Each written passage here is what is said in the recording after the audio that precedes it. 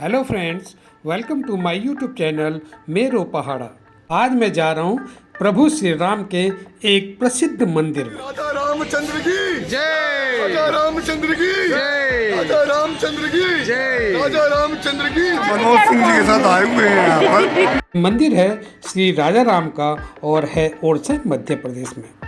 ये वो खास मिठाइयाँ हैं जिनका भोग श्री राम जी को लगाया जाता है और प्रसाद के तौर पर आप इसको रख सकते हैं। जिस तरह अयोध्या के रग रग में राम हैं, ठीक उसी प्रकार ओरछा के धड़कन में भी श्री राम विराजमान है। यहाँ श्री राम भगवान को भगवान के तौर पर नहीं पूजा जाता है, राजा के रूप में बोला जाता है। जैसे कि आप सबको पता है, इस समय ओरछा का सबसे बड़ा महोत्सव राम विवाह उत्सव चल रहा है, जो कल ही खत्म हुआ है। ये एक ऐसा उत्सव है जिसमें देश विदेश से लोग आए हैं और आपको पैर रखने के लिए भी जगह नहीं मिलने वाली इसमें आप। जी। पर हम अपने राजा रामचंद्र जी पर भरोसा करते हुए आए हैं कि उन्होंने हमको बुलाया है, तो वो भी अपने दर्शन हमको देंगे। बहुत इसलिए चलो बोलो राजा रामचंद्र की जय। राजा रामचंद्र की जय। अयोध्या और ओरछा का 600 वर्ष पुराना नाता है। 16वीं शताब्दी में ओरछा के बुंदेला शासक मधुकर शाह की महारानी कुंवरी गणेश अयोध्या से रामलला को ओरछा लाई थी। बिल्कुल। इस पूजा तो सबसे पहले हम गणेश जी को प्रणाम करेंगे। टीम के मेंबर से मिलवा देते हैं। ये है मिस्टर विजय शर्मा जी, ये है ये मिस्टर श्री राम यादव जी, मिस्टर राकेश शर्मा जी, हमारे अमित सिंगल जी। ये हमको चरित्र से परिचय है जी। रामचंद्र जी के भक्त हैं हम। हाँ। और कुछ नहीं है, ना कोई नाम अपना ना कुछ अपना, सब उन्हीं का दिया है। मंदिर खुलने का समय सर्दियों का है सुबह 9 से रात के 9:30 बजे और गर्मियों का टाइमिंग है सुबह 8 से लेके रात को 10:30 बजे का। पौराणिक कथा के अनुसार मधुकर शाह कृष्ण भक्त थे, जबकि उनके महारानी कुंवरी गणेश राम उपासक थी। एक बार राजा ने रानी पर व्यंग किया और कहा कि अगर तुम्हारे राम सच में हैं तो उन्हें अयोध्या से ओरछा क्यों नहीं ले आती। इस पर महारानी कुंवरी अयोध्या रवाना हो गई और वहां उन्होंने 21 दिनों तक कठोर तप किया।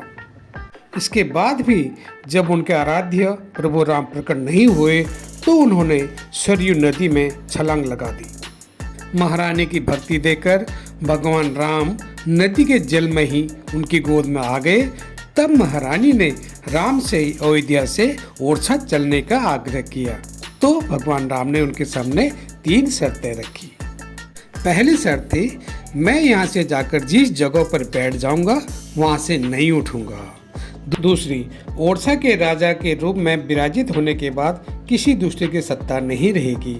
और तीसरी थी कि खुद को बाल रूप में पैदल एक विशेष पुष्प नक्षत्र में ही साधु संतों के साथ ले जाने की अनुमति। महारानी ने ये तीनों ही शर्तें सहर्ष स्वीकार कर ली। प्रभु रामलला की मूर्ति रखने के लिए महारानी ने चतुर्भुज मंदिर का निर्माण करवाया था। रात को जब अयोध्या से वो लौटे तो उन्होंने मूर्ति को किचन में रख दिया। प्रातःकाल शुभ मुहूर्त में वो रामलला जी के पास गई और उनको उठाने का प्रयत्न किया तो वहाँ से उठे ही नहीं। लेकिन वो ये भूल गई कि उन्होंने श्री राम जी को वचन दिया था, जिस कारण उनकी स्थापना फिर रसोई घर में ही करनी पड़ी।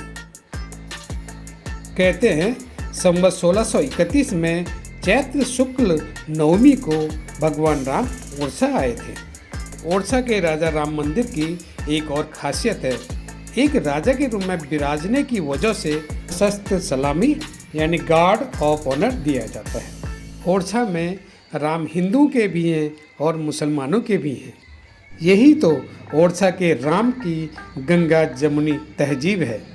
ओरछा के राम श्रद्धा चाहते हैं, इसलिए उन्होंने विशाल चतुर्भुज मंदिर त्याग कर वात्सल्य भक्ति की प्रतिमूर्ति महारानी कुंवरी गणेश की रसोई में ही बैठना स्वीकार किया। राम भक्तों के भावों में बसते हैं, भवनों की भव्यता में नहीं। दोस्तों, मंदिर में काफ़ी भीड़ रहती है और हमेशा भजन कीर्तन चलता रहता है और राम नाम की सब लोग गुणगान करते रहते हैं। मंदिर के अंदर कैमरा और चमड़े का सामान जैसे बेल्ट आदि ले जाना मना है।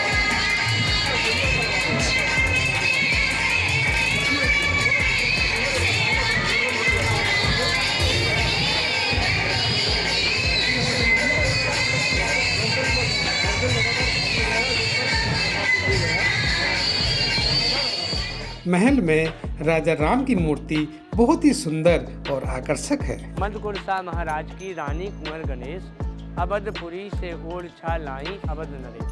सात धार सरजू बहे नगर ओरछा धाम, फूलबाग के चौक में ब्राजे राजा राम।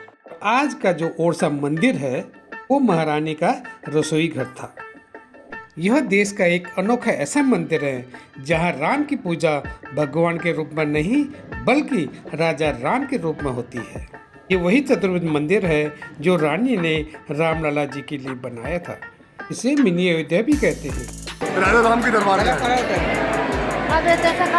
ये है हमारे यादव जी, उन्होंने यादव जी कम्युनिटी को संगठित करने का बीड़ा उठाया है। ये 2 करोड़ यादवों को संगठित करेंगे। जय श्री राम, जय श्री राम।